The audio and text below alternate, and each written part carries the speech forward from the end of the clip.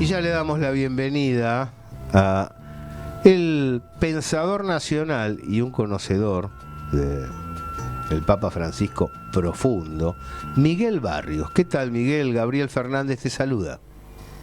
¿Cómo te va, querido Gabriel? Muy buenas tardes. Feliz año 2004 a la radiográfica, a todo tu equipo y principalmente a vos, al cual quiero y respeto y admiro mucho por todo lo que haces por la Argentina y por la cultura vinculada a los medios de comunicación, tan necesario en esta época. Gracias, Miguel. A ver, te pregunto, ¿qué interpretación haces de el encuentro que tuvo el presidente argentino Javier Milei con el Papa Francisco? Porque quedaron muchas interpretaciones flotando en el aire, algunas de ellas intencionadas, con un trasfondo, otras azoradas, y ha pasado un tiempito, no mucho, como para hacer un balance al respecto. Contame, vos que conocés el funcionamiento del Vaticano, el pensamiento de Bergoglio, ¿qué interpretación le das?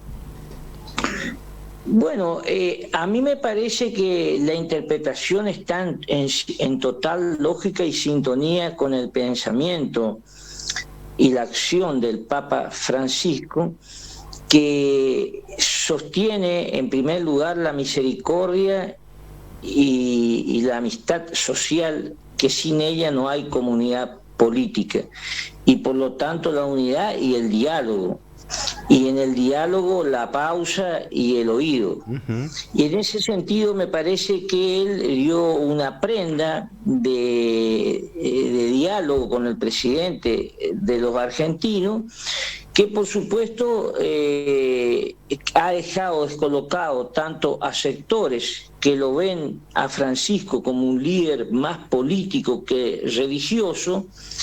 Él es en realidad un pastor, lo que no quita que haya un condimento político dentro de una cosmovisión mucho más amplia y más profunda, que es lo religioso, y aquellos que creían que el Papa iba a dar una reprimenda, ponerse en línea como si fuera un dirigente político al presidente. Entonces lo que él se pone a disposición su magisterio en función de la unidad nacional y de los argentinos, de la unidad de los argentinos y del diálogo. Y él, nada más que él, para brindarnos ese ejemplo. Ahora ya está en función del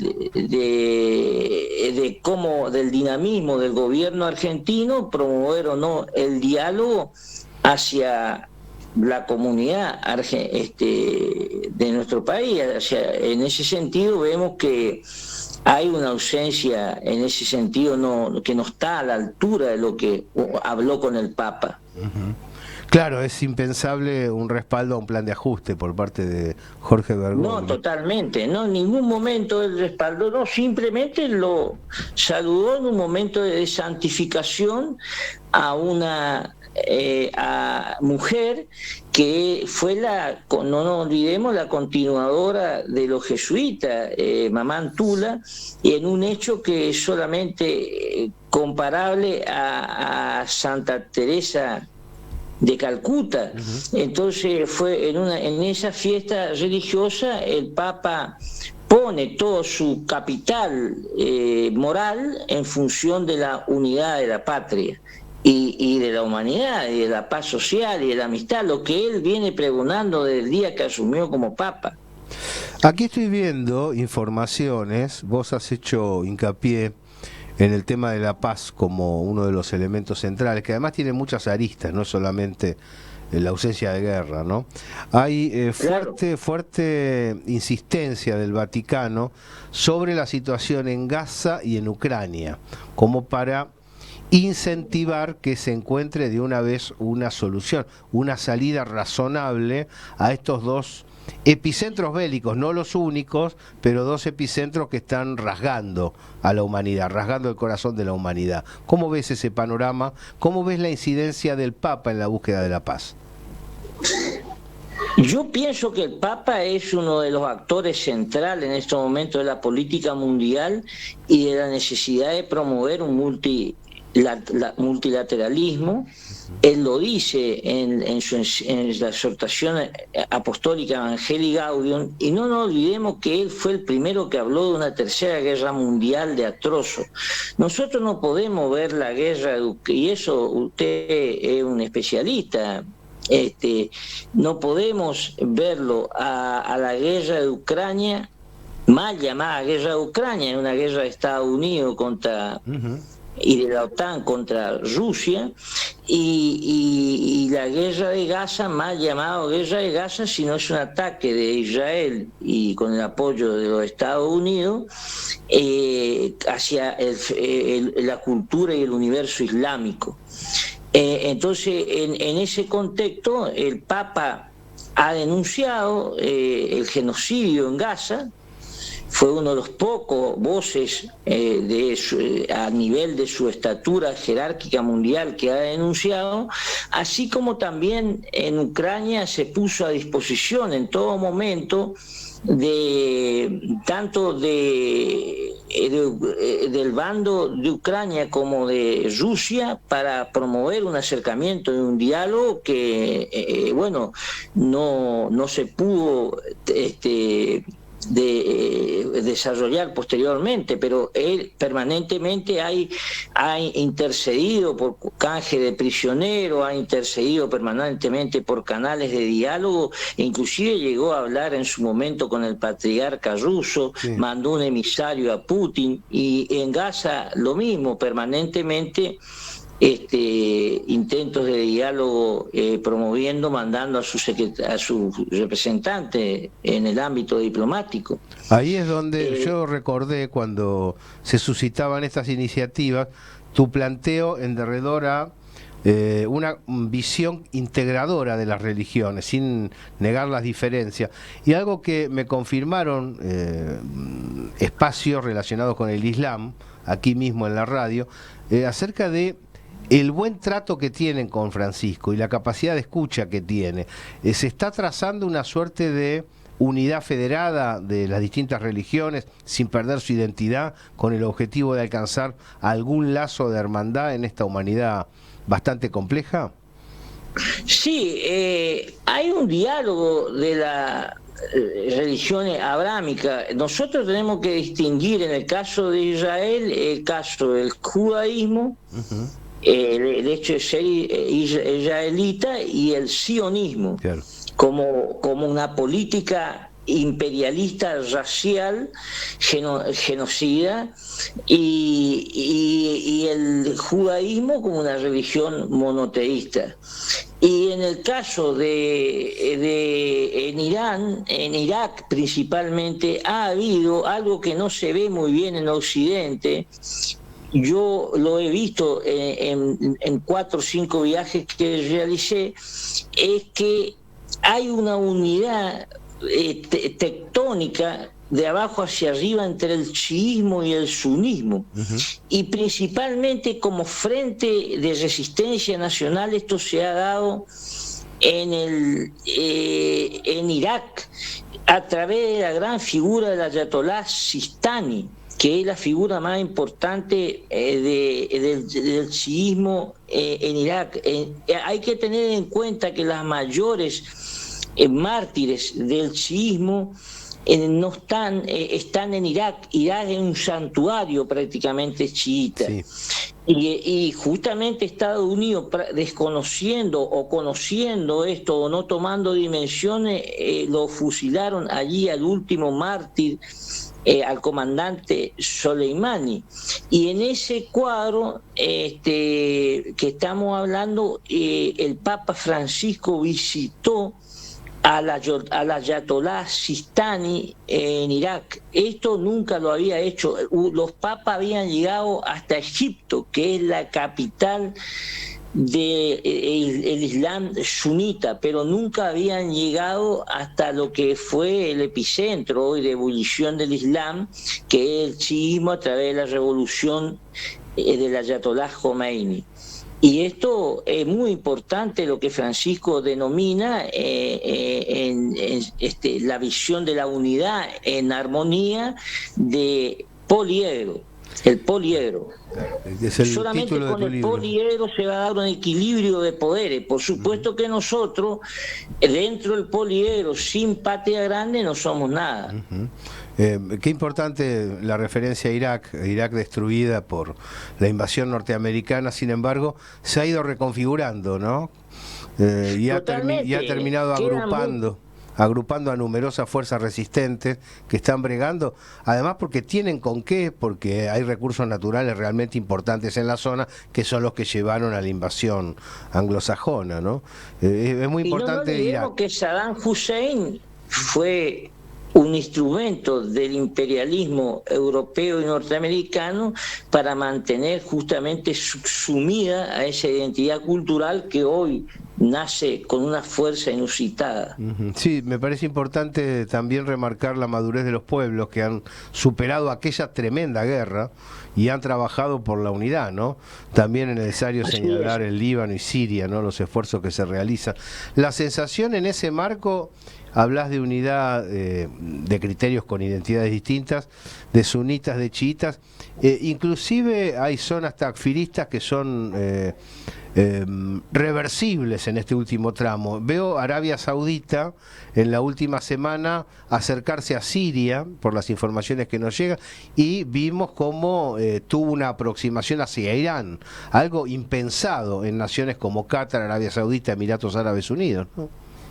Sí, la novedad es que hay un Medio Oriente con Estados Unidos en semi-retirada, el flujo petrolero y los precios, la nueva OPEP está compuesta por los países de Medio Oriente que se están uniendo, como usted dice, Gabriel, y con China y Rusia que se agregan, o sea, los BRICS o los grupos Shanghái, el plano militar, y eso es lo que usted describe en el único libro en la Argentina que se describe la política internacional, que es el suyo, porque acá en Argentina lamentablemente se escribe muchísimo, pero no se llega a la verdad por la fuerte impronta panamericanista de nuestros analistas internacionales. No, muchas gracias por la mención, Miguel. Vos sos maestro en estas lides. No, al contrario. Y quiero preguntarte... La verdad es la única realidad, decía a raíz de uno que sabía. Uno que nos referencia a muchos, ¿no? Sí. ¿Cómo se lleva el Papa? Porque ha habido buenas apreciaciones sobre la dirigencia china. ¿Cómo? Porque hasta ahora hemos visto, bueno, creencias, ¿no?, que están relacionadas por un Dios, por una presencia celestial. Ahora, ¿cómo se lleva el Papa en su visión integradora y al mismo tiempo respetuosa con un colectivo que se manifiesta públicamente como ateo, como es el de la República Popular China? Muy bien, hay un tratado que fue renovado, que lo firmó cuando él inicia su papado y ahora lo renovaron el año pasado, en el cual el Papa puede designar obispo en China, porque hay una iglesia católica en la cual los obispos eran designados por el Estado chino. Ahora el Papa tiene un poder de injerencia en la Iglesia católica y el Papa, supongo que uno de sus grandes objetivos debe ser, en la visión poliédrica, visitar China. Y no olvidemos que fueron los jesuitas, un gran jesuita ya por el 1600, Matteo Ricci, el primero que entró, el primer religioso que entró al Palacio Imperial. O sea, hay una fuerte impronta de los jesuitas en la conciencia geopolítica sobre el rol de China. Y en ese sentido, el Papa, como un gran conocedor de la compañía y de esa visión de los grandes espacios, está diríamos, en un tratado, en relaciones amistosas de Estado a Estado, muy buena con China. Bien, bien, bien. Ahí hay una situación abierta que es la de lograr, vos mencionaste el multilateralismo recién, de no eliminar potencias, pero sí amalgamar, es decir, impedir que alguna se sobreponga a la otra. ¿Llegará la humanidad a esa situación, Miguel? Porque en cierto modo Francisco es bandera de esa idea de equidad relativa a nivel mundial. Estamos acostumbrados durante muchas décadas a padecer un dominio. Alguien gana y domina al resto.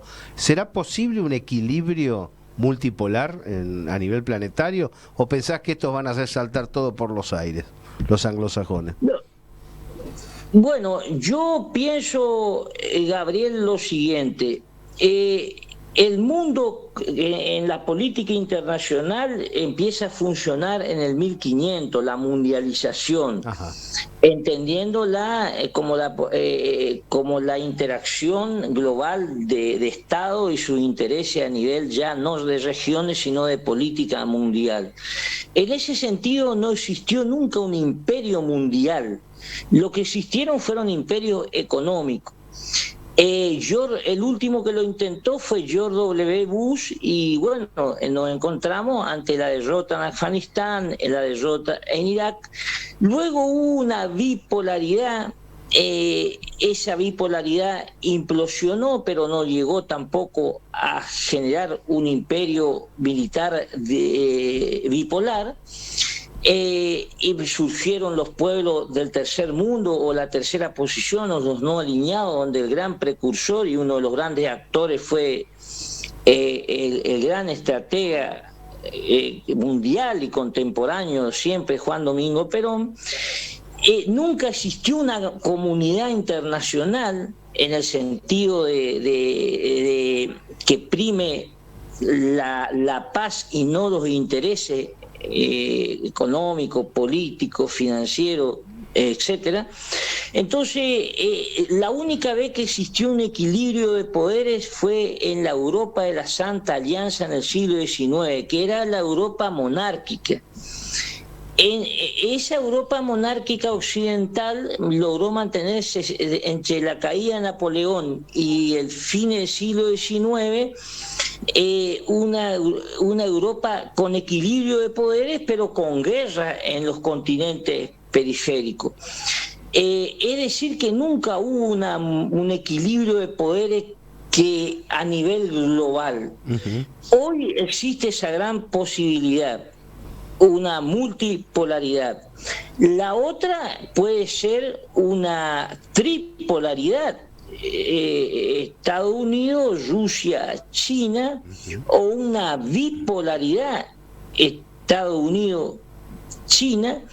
Yo lucho, nosotros debemos pelear por lo menos desde el justicialismo, que no puede haber paz mundial, y yo creo que eso es el pensamiento del cristianismo, ni comunidad internacional, sino en un mundo con equilibrio de poderes y con la patria grande funcionando. Aunque hoy estemos con viento adverso, lo tenemos a un gran líder como es Lula. Es correcto. En el otro hemisferio, Andrés Manuel López Obrador también, ¿no?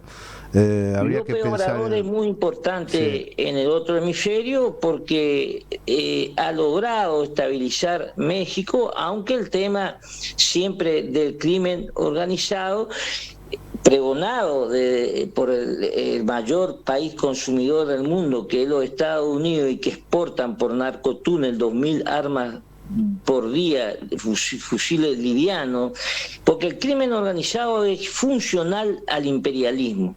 Entonces todos los cárteles son funcionales, inclusive Pablo Escobar, el Chapo Guzmán, todo se ha descubierto en investigaciones que fueron agentes de la CIA o vinculados a la DEA. El propio hijo de Pablo Escobar lo dice en la biografía sobre Pablo Escobar.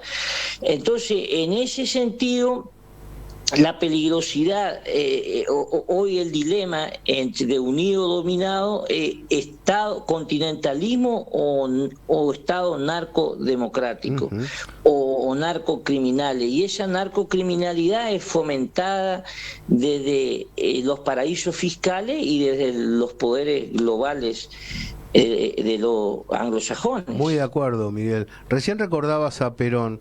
Es en cierto modo para los argentinos doloroso que en este momento en el cual hay unidad en los BRICS, hay un crecimiento latinoamericano importante, Bolivia, Brasil, Venezuela, Nicaragua, Cuba, México, Colombia. Ahora que se da esta situación donde en cierto modo los preceptos de comunidad organizada y tercera posición tienen vuelo integral planetario, el que deserta es la Argentina, el que falta a la cita es la República Argentina, que es el inventor de la idea. Sí, realmente ha sido una, en mi opinión, y vos coincidís, el gran problema de la Argentina es que se ideologiza la política exterior. Correcto. La política exterior está, lo que los grandes estados se manejan por intereses geopolíticos, entonces el alineamiento irrestricto con la política de los Estados Unidos y de Israel nos deja a nosotros fuera de los BRICS y por supuesto, y lo deja débil al propio Lula, que fue el que más luchó para que la Argentina pueda ingresar a los BRICS. Es realmente lamentable la política exterior del actual gobierno en ese sentido. Miguel... Es un horror, diría, porque además con esa actitud nos pone en la Tercera Guerra Mundial en trozos. Y ahí hilvano con el otro elemento que acabas de insertar, el tema del crimen organizado se esparce a instancia del imperio, como bien explicaste, cuando los liberales están en el gobierno, que dice que lo vienen a combatir. Viste que hablan de poner mano dura, de circunscribir el delito, y sin embargo en aquellas naciones donde el liberalismo se adueña de su control, hay más dejar hacer, dejar pasar para las organizaciones delictivas. Sí, totalmente, porque pregonan un punitismo de mano dura, tomando como modelo a un país de 6 millones de habitantes con otra realidad como es El Salvador, que inclusive el propio Bukele dijo hay diferencia entre la Argentina y El Salvador, y teniendo a Patricia Bullrich como para promover desde allí capacitación con la DEA, el Mossad, el FBI, etcétera, y por supuesto que tiene que haber una política de seguridad ciudadana. Eso yo creo que fue una de las deudas que hemos dejado, que ha tenido el justicialismo, en un falso progresismo liderado por Zaffaroni, etcétera, cuando en realidad una verdadera política de seguridad es la comunidad organizada. Con una verdadera comunidad organizada, con líneas de prevención no policial, líneas sociales, escuelas, hospitales, salud pública, deporte, y una buena policía de investigaciones y de inteligencia económica hacia los capitales ilícitos, porque la Argentina es un país de gran lavado de dinero, se puede llevar a cabo una política de seguridad ciudadana, pero si uno dice que la policía es totalmente corrupta y que las Fuerzas Armadas no sirven para nada porque todas son procesistas, nos quedamos sin política de defensa nacional y sin política de seguridad ciudadana, que es lo que nos pasó y por eso surgen los Milei. Porque lo importante, siempre decía Metol Ferré en las derrotas, es lograr aprender el grado de verdad parcial en el oasis de mentira de lo que lo llevó a ganar a Milei. Y eso es hay que aplicar una inteligencia dura, aunque nos duela a los huesos. Finalmente, Miguel, un placer charlar con vos como siempre. Frente a tanta ideologización y también frente a cierto nivel de despolitización. ¿Cuál sería el rumbo filosófico de la República Argentina? ¿Dónde tiene que abrevar el pueblo argentino para poder pensar a fondo soluciones a sus dilemas y proyectos para sus anhelos? Dejando de lado la cerrazón conceptual que a veces conlleva el ideologismo, y también dejando de lado la falsa política. ¿Dónde está la filosofía nacional? Y yo creo que la filosofía nacional hoy, principalmente, Gabriel, está en la búsqueda de la unidad nacional, en retomar el diálogo y la hermandad entre todos los sectores, y de allí surgirán naturalmente las políticas y una agenda de Estado. Perón advirtió ya, el hombre, hay una especie de debilidad del hombre espiritual argentino, hay una fragilidad espiritual, hay una fragilidad en nuestra conciencia histórica, y esto nos obliga al diálogo. Ahora, sin diálogo no nos vamos a ningún lado, y porque es como dice Aristóteles, sin diálogo no hay comunidad política. En la Argentina no hay diálogo, y diálogo implica escucha, como dice el Papa. Sí. Esta cuestión que parece ser tan simple no es tan simple, porque la falta de diálogo nos lleva a la violencia verbal y a la violencia inclusive física. Y la Argentina está fragmentada por la falta de diálogo. Eso es lo que se le denomina vulgarmente grieta, pero en realidad es mucho más profundo, es la falta de diálogo. Un fuerte abrazo, Miguel Barrios, gracias por esta charla aquí en La Gráfica. Un placer estar con vos. Muchísimas gracias, y mi afecto y mi cariño de siempre. Hasta luego. Hasta luego.